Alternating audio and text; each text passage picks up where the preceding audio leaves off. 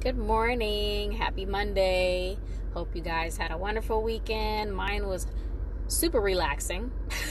Except for Saturday, we were a bit busy, but I mean, yesterday we kind of vegged out. So it started off with me mowing the lawn, as you guys know, and I just didn't have it in me to do anything else. So we vegged out and hung out together as a family for the rest of the day inside.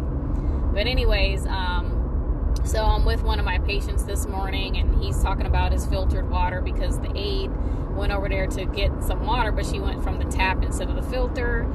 She has this like a breast cancer cup, and she then puts the water in that cup and then proceeds to put it in the microwave. Now this cup is made from plastic. So there's all kind of things wrong as far as I'm concerned, my crunchy brain.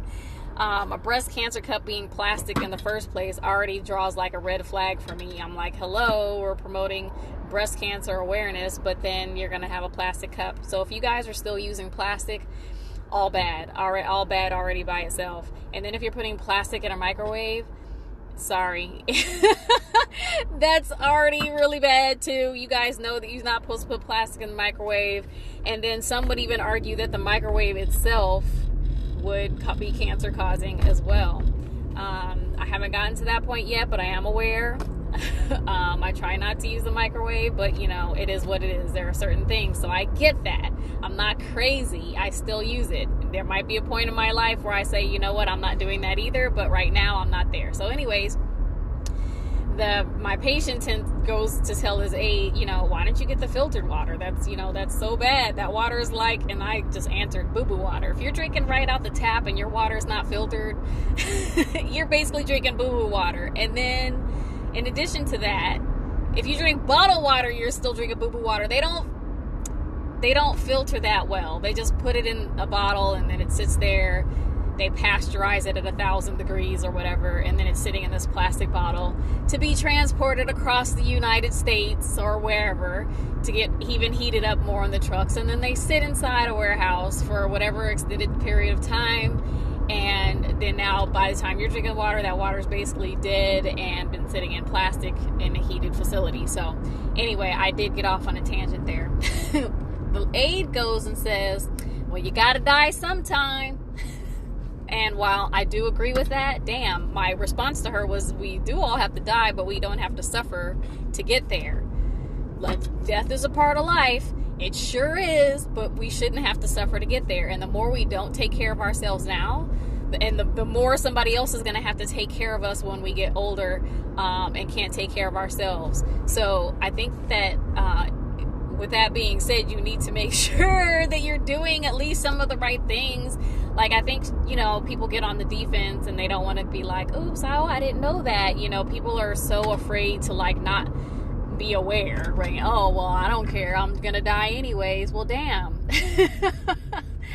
This is my job to take care of all these people who basically haven't taken care of themselves up to that point. And she knows, and she's heard me lecture the guy, but even the patient, this stubborn patient who never does his home exercise program and barely follows my instructions, he still understood.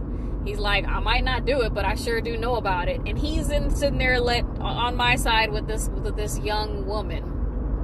So you might be young and you may not be having to pay attention to stuff now, but you really don't want to wait till it's too late or till something happens to start changing some nasty bad habits that you have.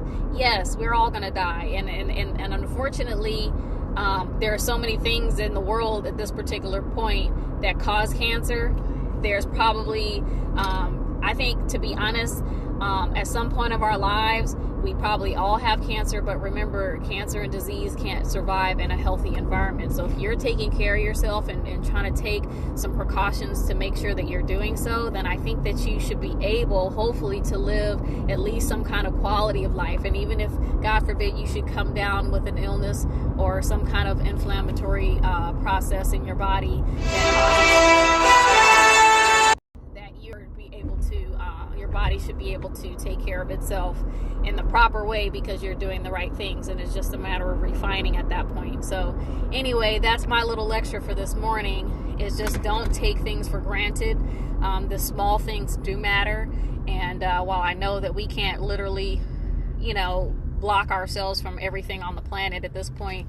There are some things that we can do that are precautionary, because it gets more expensive to have to take care of ourselves when we're doing health care rather than preventative care. So anyway, I love you guys. Again, that's my speech for today. I know it's supposed to be like Motivation Monday, but my motivation for you this week is to look at some of these small habits that you have and just try to make some healthier changes.